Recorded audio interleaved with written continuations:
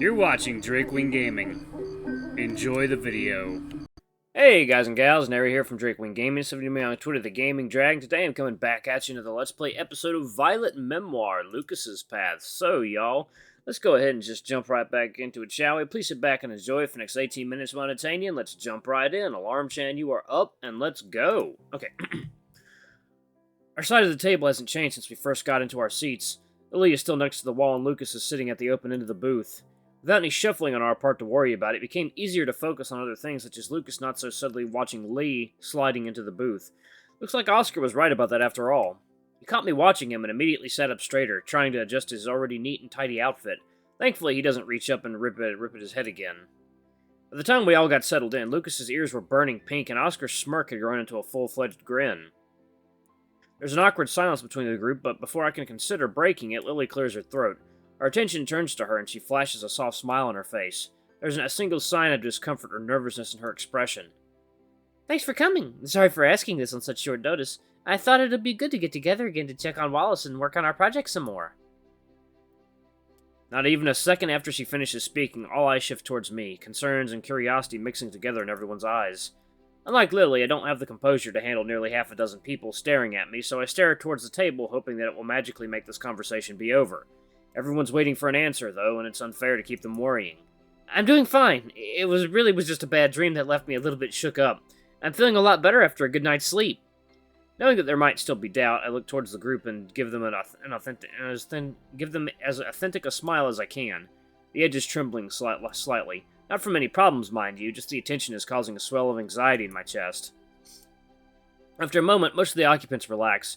Only Lee continues to stare towards me, his green eyes still bursting with worry, but he doesn't press any further.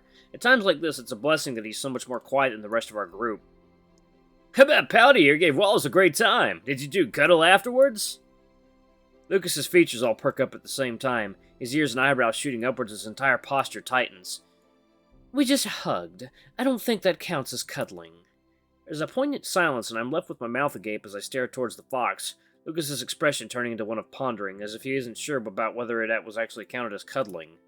Even Lee's eyes have widened, and he looks completely taken aback by the answer, looking at me with surprise and approval? Wait, what's he even approving of? That's the last nudge I needed to realize that I have to interfere, or else someone will get the wrong idea. It's not like that! We just gave a hug in the hallway after I spent time with him and his roommate. Completely ignoring me, Oscar's focus is solely on Lucas, and his smile gains a mischievous edge to it. Damn, Foxy! Didn't know you were desperate to please Wallace. Ow! Oscar jumps in his head and pushes himself away from Lee. His expression exaggerating pat as he rubs what I can only assume is his thigh. Lee's expression is completely neutral. The firm stoicism on his face is scary. That's kind of the point. It's the reason one of us took care of Wallace, after all. Lucas's judgmental tone is jarring compared to Oscar's sultry one. What the fox did say, however, is much more confusing. Even Oscar looks surprised before an even wider grin crosses his face. Are you saying you wanted to make sure Wallace had a great time? And make sure he was satisfied? Lily's chuckle is quiet, and I can barely hear it as she muffles it with her hand. Lee, on the other hand, looks ready to interrupt and put a stop to where this is going before he's cut off by Lucas. Obviously, we all wanted to. We would have done it all together if we could.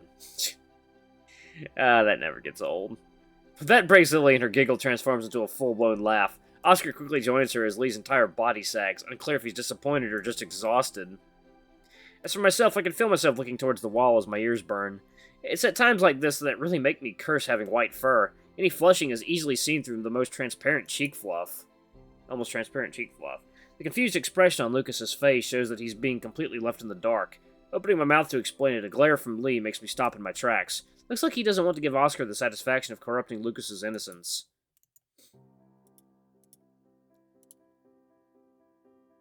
Instead, I place a hand on his arm, rubbing it slowly in a reassuring way. Leaning towards me, confusion is still evident in his expression as his ears droop and press against his head. Don't worry about it, he's just teasing you. Oh. I mean nothing bad by it, man. Just didn't think you'd respond like that. Oscar's response is barely recognizable, with each word comes out between a laugh and regardless of its sincerity. It's hard to take seriously with that grin on his face, tears in his eyes. Just ignore him. Lily, did you have anything you wanted to talk about? Despite the annoyed tone of his words, Lee's pressing his lips together as if holding back a smile of his own. Looks like Oscar's antics even have an effect on Lee. Not that he would ever admit to it, or admit it to him, or give him the satisfaction. He'd never let him live it down. Looking back towards Lucas, his expression has changed from downtrodden to bashful. His inner ears have become a deeper shade of pink, and he's playing with them as he looks down towards the table. My attention is drawn to a feminine figure approaching our table, coming right up to the edge of our booth with a demeanor so bubbly I wouldn't have guessed that she was working as a waiter. Welcome to Snappin' Jaws. We hope you enjoy your stay. We have a board above the bar with all today's lunch specials. Would any of you like something to drink while you decide on your order? Oscar perks up at the sight of the young waitress, a tall and lithe lioness with soft features. She looks to be in her mid-20s. The most striking thing about her is the numerous fish on her uniform, a colorful rainbow of fish swimming around her sea blue skirt. Can I have a beer? Ow! Hey! Oscar leans away from Lee, with a face closely resembling a hurt puppy. Lee doesn't look like he's buying it at all, his eyes squinting with suspicion. He doesn't look angry or annoyed, though. Merely like a scolding parent would be their misbehaving child. 1 second, guys. Okay. It's lunchtime. No alcohol. Water for me. Jesus, man, fine. A ginger beer, then. Oh, can I please have pink lemonade? I saw you guys did them earlier and they look super cute. Actually, bring me two. They won't last very long. Lily's eager tone is a great way to diffuse the awkward tension, and I can feel Lucas relax next to me. I didn't realize how tightly he's been wound up. Actually, now that I think about it, he did sit straighter as soon as she came to our table. It's as if he's rebuilding his walls to block out any strangers like he did when I met him in class. Wanting to relieve as much tension as I can, I press my shoulder against him. He hesitates for a moment before leaning into my touch, and it's shocking just how fast he relaxes against me. That hardened expression melts away as quick as it came, and he even manages to bring a smile to his face. While his usual scowl fits him well, it's nice to see him with a smile every now and then. Thanks. It's a quiet whisper that I'm sure no one besides Lily and myself can hear.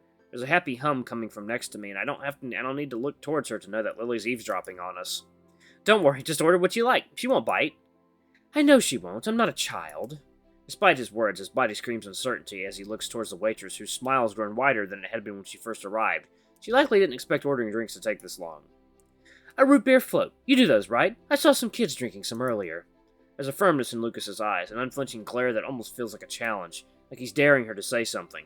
I know it's not how Lucas really feels, but it's just how he comes across, so very hostile. His eyes are the same as the ones I saw when I first met him.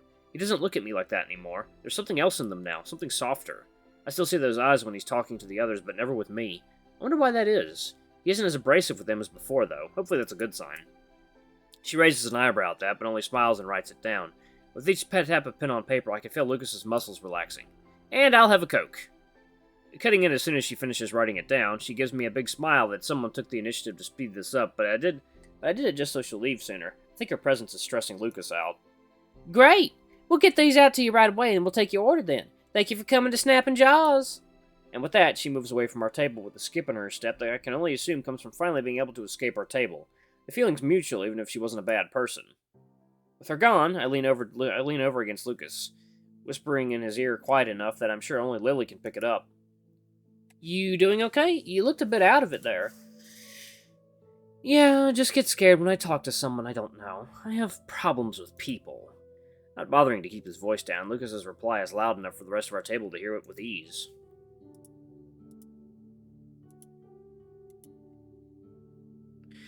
Lee replies before I can. His voice is filled with the warmth that can only come from someone who takes care of a sibling.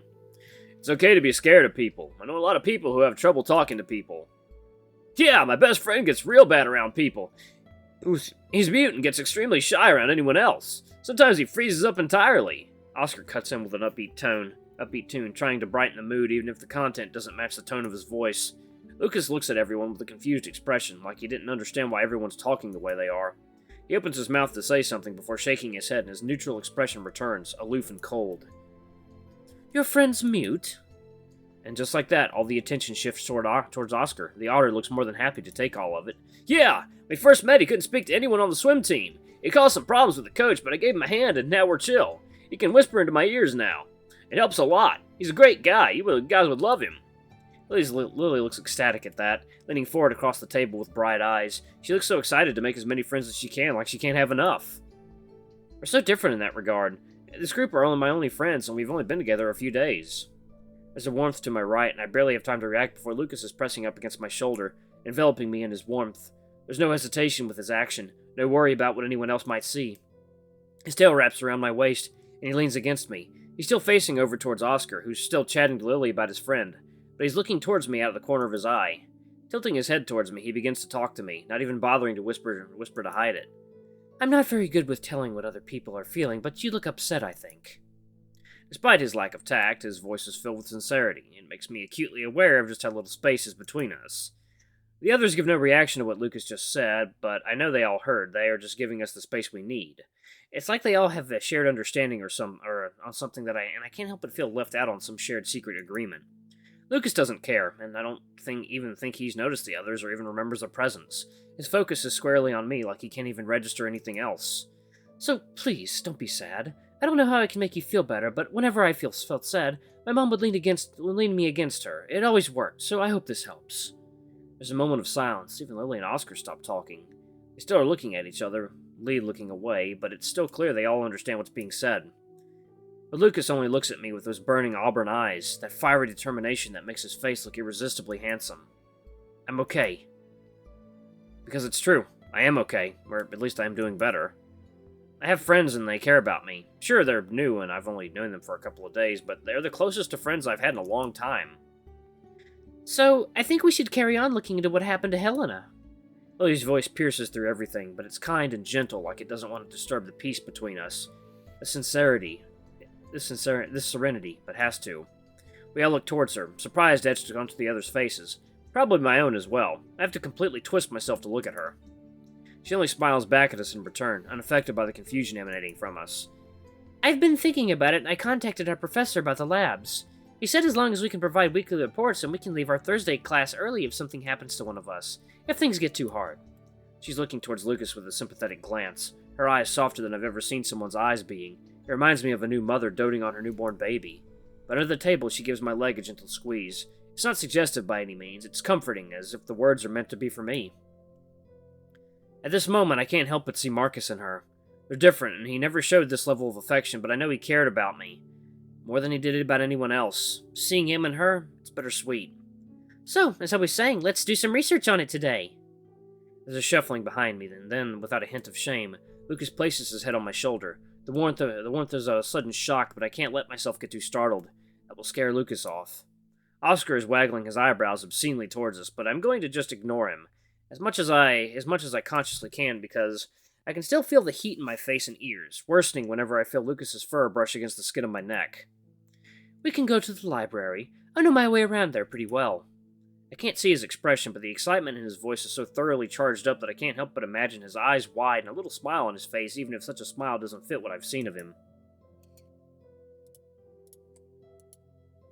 Lily only giggles in response, incredibly amused about something, and I really hope it's how cute Lucas is being and not the amount I must be blushing. That's the idea. We'll go to the library and do some research together. Will we find anything? What do you mean? This was a murder, not a historic event. We won't find any books on it. Yeah, but there's computers littering the library for students to access in there. It seems like the smartest place to do it. I don't think any of us has space at our place for all of us to crowd in.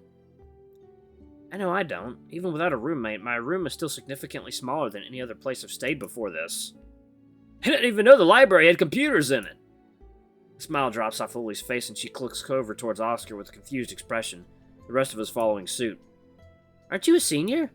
Yeah, but it doesn't mean I use the library much. I've only gone there a few times. That doesn't surprise me. You don't exactly strike me as the kind of guy that reads a book if that's not porn. I see, this guy gets it. There's a bristling of fur against my neck as Lucas tenses up. Something about that exchange must have made him uncomfortable because he shifts away from me. Oscar, I've been curious about what is your major? Accounting. I'm doing a Bachelor's of Commerce. I got offered a full-ride scholarship if I went into law, but then I wouldn't have time to swim, and I'm not down for that. It stuns the whole table back into silence. With the attention now on Oscar, I'm able to face forward to see everyone once more. Lee looks the most surprised, his stoic mask and nowhere to be seen as his eyes are wider than I thought possible. Everyone looks absolutely dumbfounded.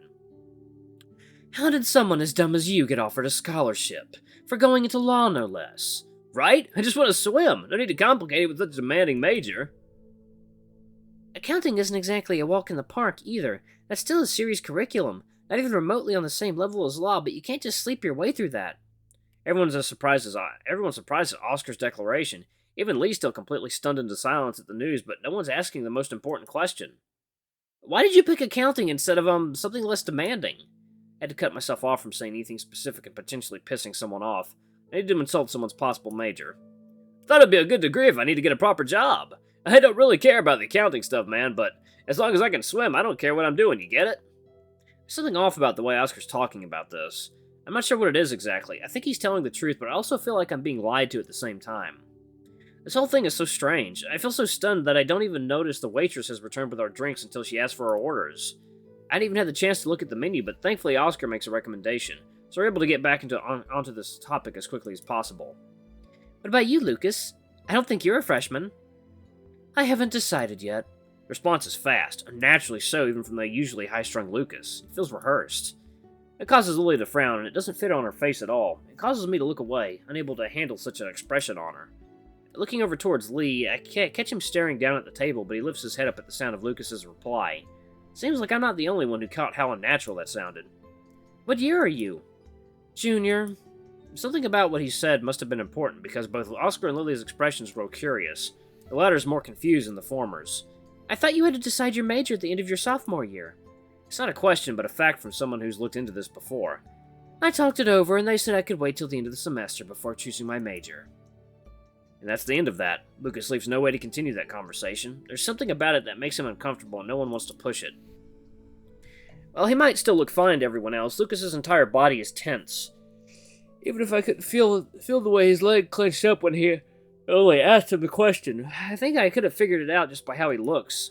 I got to step in and give him a hand. We don't need to push him on something this mundane. What about you, Lee? I know you're a freshman like us, but do you have any ideas about your major? Lee looks over towards me, and it's the first time he's looked towards me since this conversation started.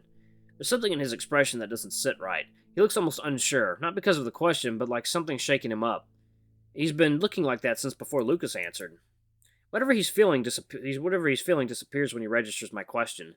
The strength he always has returns to his eyes as if obliterating any doubt lingering on his face. Not yet. Need to find whatever gives me the best chance to support my sister and myself. Accounting's good for that. Computer science, too. There's something about their answers that causes Lee's features to harden, his lips pressing hard together into a thin line. We all wait for him to reply to that, but he offers nothing. He seems to be aware that we're waiting for something because he looks away towards the door, acting as if the people wandering by are the most interesting thing he's ever seen. I want to ask him more about it, but there's a wall there now, between him and all of us. He's never done anything like this before, but I have to respect his boundaries. I don't really know what I'm going to do either. Alright, y'all, I'm going to pause it right here. Thank you all so much for watching. Don't forget to like, comment, subscribe, ring that notification bell if it's super thanks, or tip if you can, it always helps. Until the next video, I love you all. I'll see you next time. Bye-bye!